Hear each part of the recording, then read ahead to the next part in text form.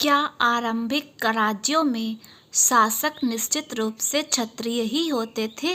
चर्चा कीजिए। उत्तर: आरंभिक राज्यों में राजाओं के क्षत्रिय होने की अपेक्षा की जाती थी, किंतु यह कहना कठिन है कि शासक निश्चित रूप से क्षत्रिय ही होते थे। उल्लेखनीय है कि जाति व्यवस्था जन्म पर आधारित एक स्वप्नात्मक व्यवस्था थी, जिसके अनुसार समाज को 4 प्रमुख जातियों में बांटा गया, ब्राह्मण, क्षत्रिय, वैश्य और शूद्र में विभक्त कर दिया गया था। इस व्यवस्था के अंतर्गत देश की रक्षा करने तथा शासन व्यवस्था को सुचारू रूप से चलाने का दायित्व क्षत्रियों को सौंपा गया था। अतः शास्त्रों के अनुसार राजा प्रमुख रूप से क्षत्रिय ही होते थे, किंतु विचाराधीन काल के इतिहास का भलीभांति अध्ययन करने से यह स्पष्ट हो जाता है कि राजवंश केवल क्षत्रिय वर्ण से ही संबंधित नहीं थे, अपितु अन्य वर्णों से भी अनेक महत्वपूर्ण राजवंशों का जन्म हुआ था। उदाहरण के लिए, भारत के प्रथम ऐतिहासिक सम्राट चंद्रगुप्त मौर्य की उत्पत्ति के विषय पर अभी तक इतिहासकार एकमत नहीं है।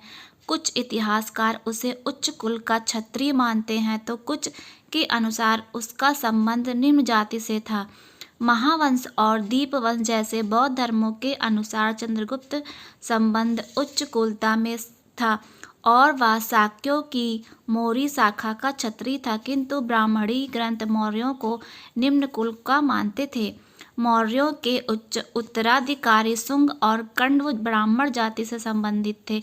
इस प्रकार एक मध्य एशिया की एक जनजाति से संबंधित थे। ब्राह्मण इन्हें म्लेच्छ और बर्बर मानते थे।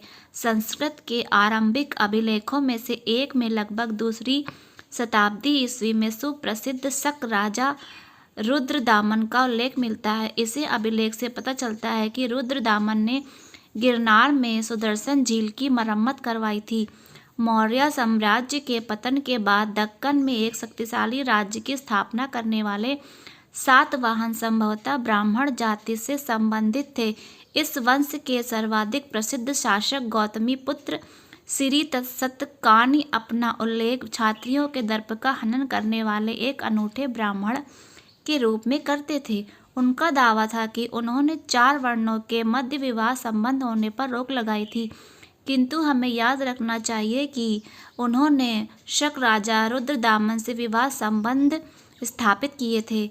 इन सभी उदाहरणों से यह स्पष्ट हो जाता है कि स्वयं को जाति व्यवस्था के दायरे के अंतर्गत सीमित रखना अथवा जाति व्यवस्था के नियमों का दृढ़तापूर्वक अनुसरण करना कोई सरल सामाजिक प्रक्रिया नहीं थी।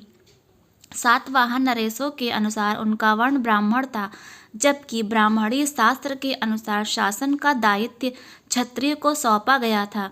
उनका दावा था कि वे चतुर्वर्ण व्यवस्था की मर्यादा को बनाए रखने के लिए सदैव प्रयत्नशील रहते थे, किंतु यह सत्य है कि उन्होंने इस वर्ण व्यवस्था के अंतर्गत न जाने आने वाले लोगों से विवाह संबंध स्थापित किए थे। ये ब्राह्मणी ग्रंथों में प्रस्तावित बहिर्विवाह प्रणाली का नहीं, अपितु अंतर्विवाह प्रणाली का अनुसरण करते थे।